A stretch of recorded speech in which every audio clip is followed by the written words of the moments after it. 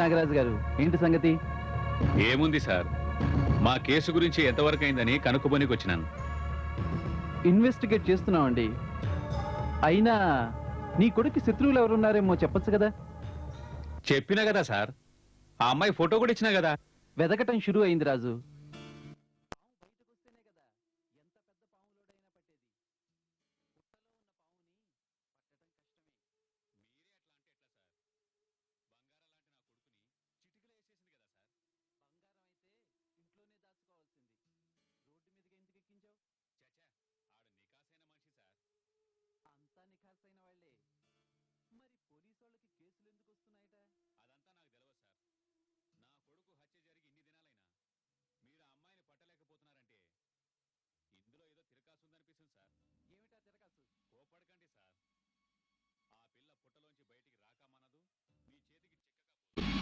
జర నిఘా వేసి గా పిల్లని జల్దీ పట్టుకోండి సార్. సర్లే సర్లే, నాకు అర్జెంట్ పని ఉంది, తర్వాత రా. వస్తాం సార్.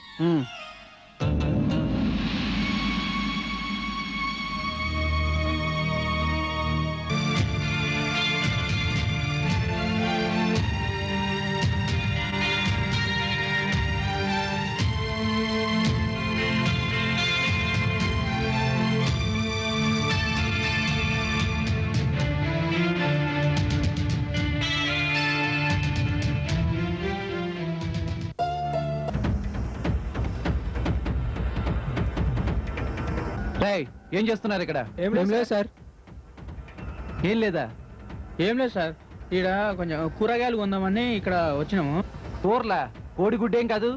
పిచ్చి పిచ్చి వేషాలు వేయద్దు. మీ వేషాలు నకరాలు నా దగ్గర కాదు, నిజం చెప్పండి. ఏం లేదు సార్, ఒట్టు. ఏంటా ఫోటో? ఇలా చూపించు. ఫోటో ఫోటో ఏం లేదు.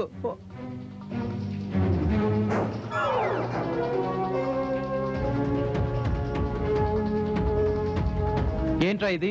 ఈ అమ్మాయిని వెతుకుతున్నారా? అవును. లేదు సార్. ఏంట్రా అవును లేదు? మీరే వెతుకుతుంటే ఇక మేమేం చేసేది? ఏంట్రా, చట్టాన్ని మీ చేతిలోకి తీసుకోవాలనుకుంటున్నారా? లేదు సార్. ఏంట్రా లేదు? ఇంతకీ అమ్మాయి ఉందా లేదా? ఉంది సార్, ఈ ఏరియాలోనే ఉంది. చెప్పారుగా, ఇక మేము చూసుకుంటాం, మీరు వెళ్ళండి. మంచిది సార్. సార్, కానీ మా చిన్నయ్య గారిని చంపిన పిల్లల్ని పట్టుకోకుండా మేము ఊరికే పోలేం సార్. సరే సరే వెళ్ళండి. కానిస్టేబుల్ కూర్చో. మంచిది సార్.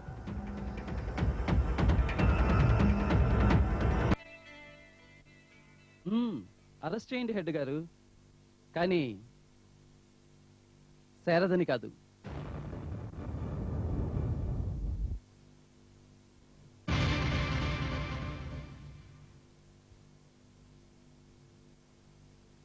ఈ గుణని.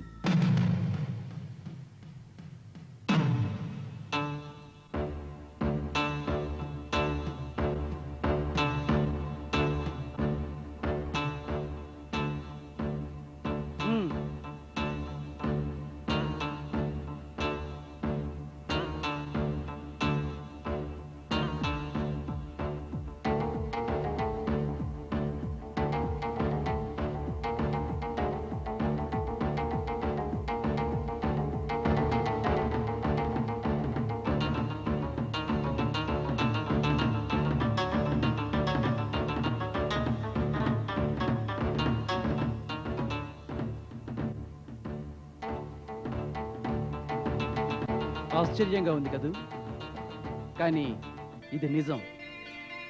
మీరంతా తెలుసుకోవాల్సిన నిజాన్ని చెప్తున్నా వినండి.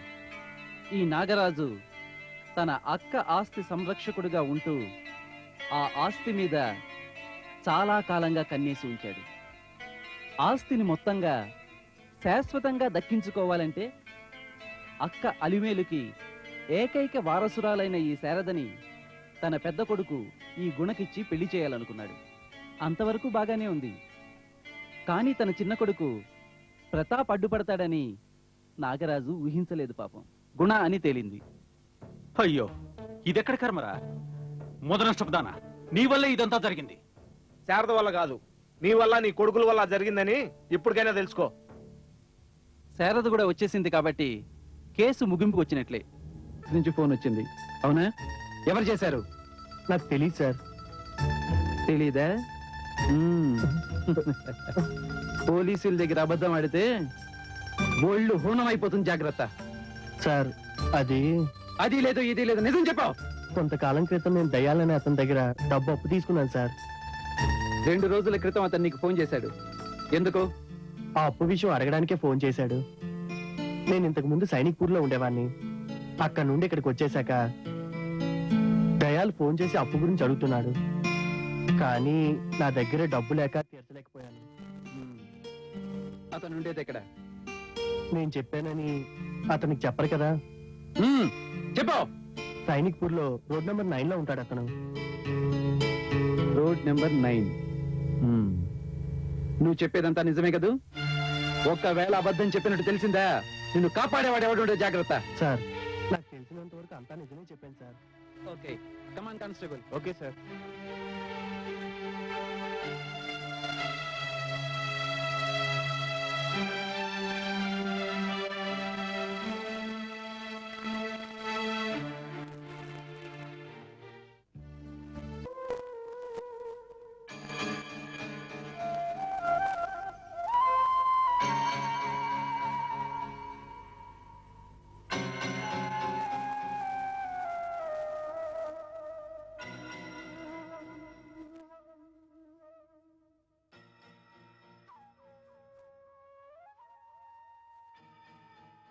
కానిస్టేబుల్, దయాల్ ఇటువైపు నుంచే వస్తాడన్న అనుమానం. మనం అతన్ని చూడలేదు, పోలికలు మాత్రమే తెలుసు. So be alert. అతను మన నుండి తప్పించుకుపోయే అవకాశం అసలు ఇవ్వకూడదు.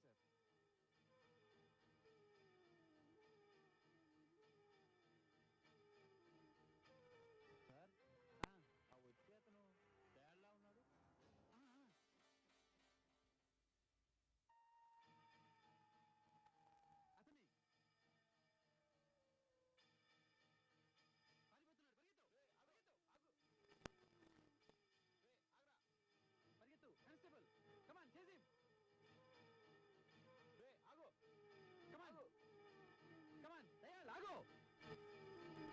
పరిగెత్తు.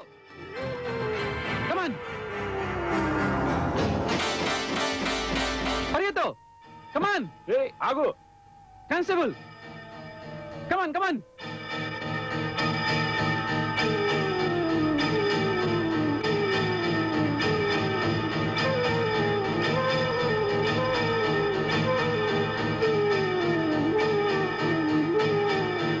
డామిట్, తప్పించుకున్నాడు. కానిస్టేబుల్, నువ్వు అటెళ్ళు. అలాగే సార్.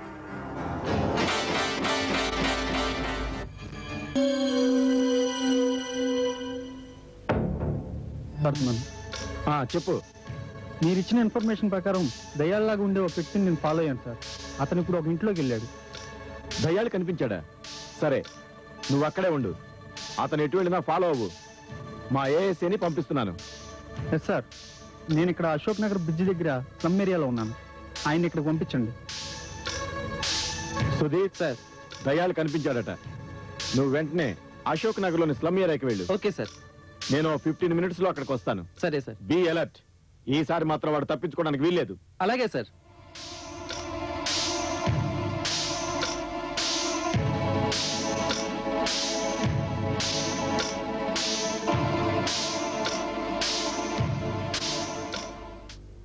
నమస్తే సార్. నమస్తే.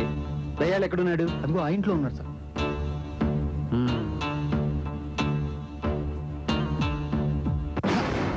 దయాల్, నువ్వు మా చేతుల నుంచి తప్పించుకోలేవు.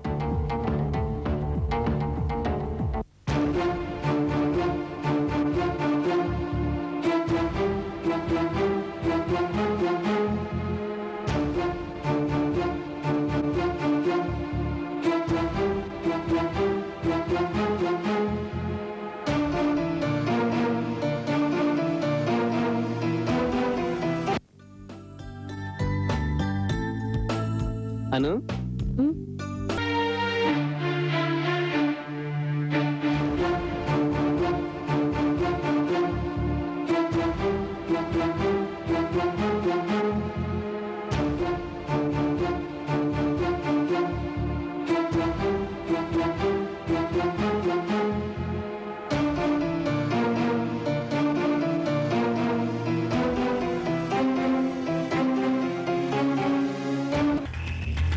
తర్వాత మీరు శివను అరెస్ట్ చేశారు సార్. మరి కారు కింద పడి ఉన్న శవం ఎవరా? అదంతా జానీ ప్లానింగ్ ప్రకారమే జరిగింది సార్. ఒక పంచి పకడ్బందీగా ప్లాన్ చేశాడా? అవును సార్, ప్లాన్ చేసింది అతను, అమలు చేసింది నేను. అందుకే ఇంకెలాగూ ఆస్తి దొరకదని ఇందాకే ₹1,00,00,000 అడిగాను. నా దారినే వెళ్ళిపోదామని సార్. చట్టం కళ్ళు కప్పాలని అందరూ అనుకుంటారు, కానీ మూసుకున్న కనుల వెనుక మనోనేత్రం ఎప్పుడూ తెరిచే ఉంటుంది. అదే మీలాంటి నేరస్తుల్ని దోషులుగా నిరూపిస్తుంది.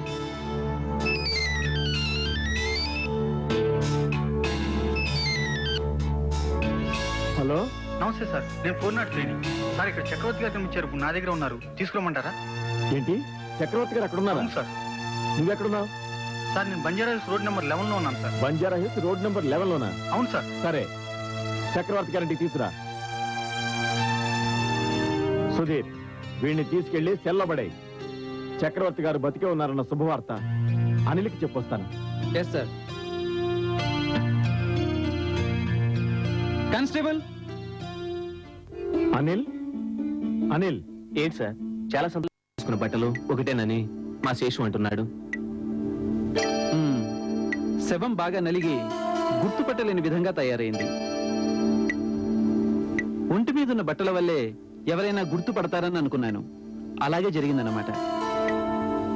సరే, శవం మార్చురీలో ఉంది, రండి చూద్దురు గాని. పదండి సార్. అది కనుక చక్రవర్తి గారి శవం అయితే చూసి తట్టుకోవటం నా వల్ల కాదు సార్. ప్లీజ్ శేషు, నీకే కాదు నాకు అలానే ఉంది, కానీ తప్పదుగా. Please come. రండి సార్. పదండి.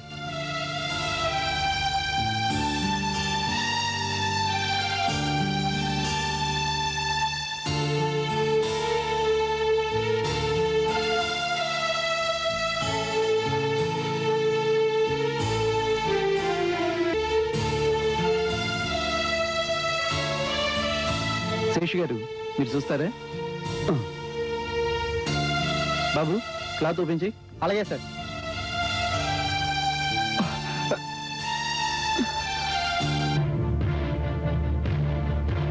బాయ్, యాక్సిడెంట్ స్పాట్ లో దొరికిన బట్టలు అవన్నీ తీసుకురా. Okay sir.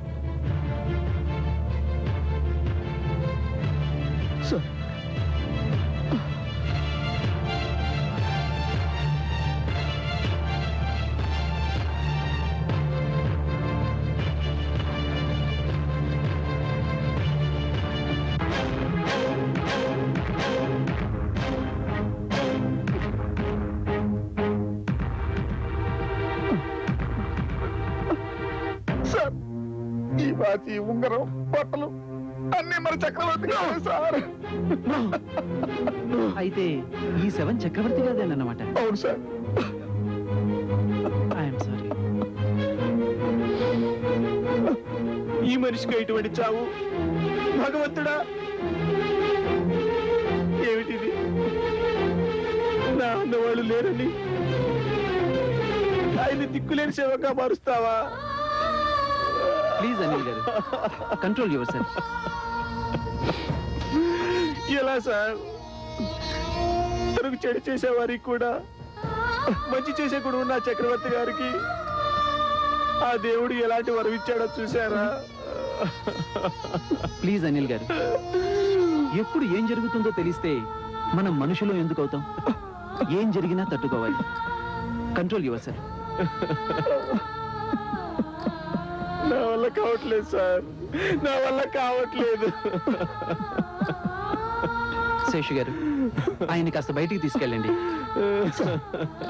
సార్ రండి సార్, అలా బయటికి వెళ్దాం.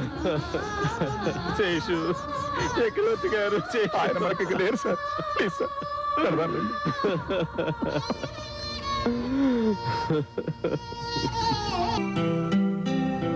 సార్, యాక్సిడెంట్ కి గురైన ఆ వృద్ధుడి శవం ఎవరిదో తెలిసిందా? అడుగుతున్నది మిమ్మల్ని. ఆ శవం ఎవరిదో తెలిసిందా? తెలిసింది సార్. ఇంతకు ముందే అనిల్ శేషు వచ్చి ఆ శవాన్ని గుర్తుపెట్టారు. అనిల్ శేషు వచ్చి గుర్తుపట్టారా? వాళ్ళొచ్చి గుర్తుపట్టడం ఏమిటి? ఆ శవం ఎవరిదో కాదు సార్, చక్రవర్తి గారిది. వాట్? అవును సార్, పేపర్లో మనం ఇచ్చిన ప్రకటన చూసి శేషు అనిల్ గారిని తీసుకొచ్చారు. శేషు చివరిసారిగా చక్రవర్తి గారిని చూసినప్పుడు వేసుకున్న బట్టలే ఆ శవం మీద ఉన్నాయి సార్. అలాగా?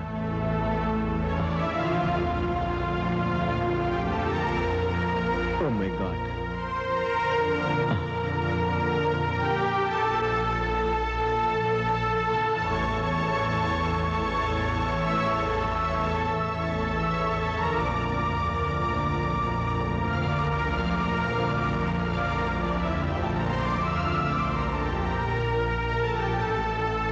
అంటే చక్రవర్తి గారు శివ దగ్గర నుంచి తప్పించుకొని ఇక్కడికి వస్తుండగా యాక్సిడెంట్ జరిగి ఉంటుందన్నమాట. అవును సార్.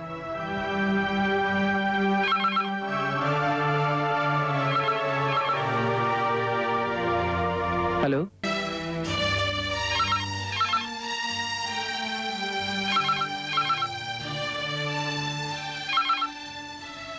హలో. సుధీర్, నేను ఎస్ఐ ఆనంద్ని మాట్లాడుతున్నాను. నమస్తే సార్. నమస్తే. ఏం చేస్తున్నావు?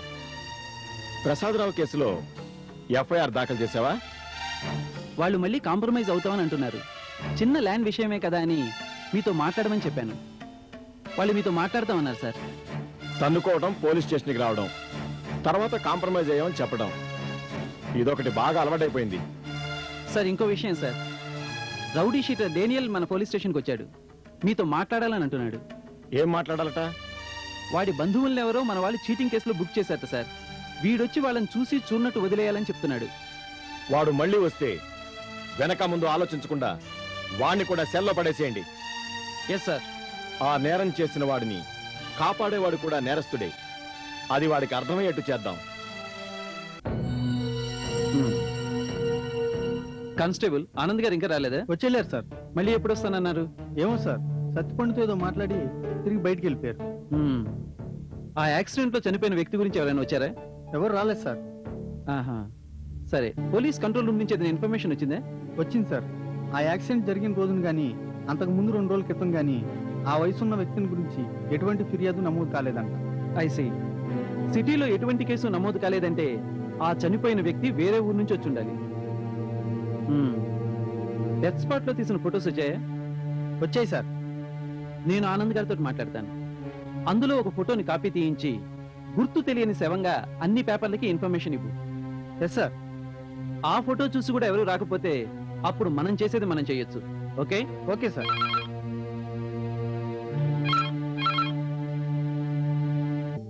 హలో, నేను ఏఎస్ఐ సుధీర్ కుమార్ మాట్లాడుతున్నాను. ఏమిటి, దొంగతనం చేస్తూ దొంగ పట్టుబడ్డా? మీ ఏరియాకి మా పోలీస్ స్టేషన్ దగ్గరే కదా, తీసుకొచ్చేసేయండి. నేను ఇక్కడే ఉంటాను. ఓకే?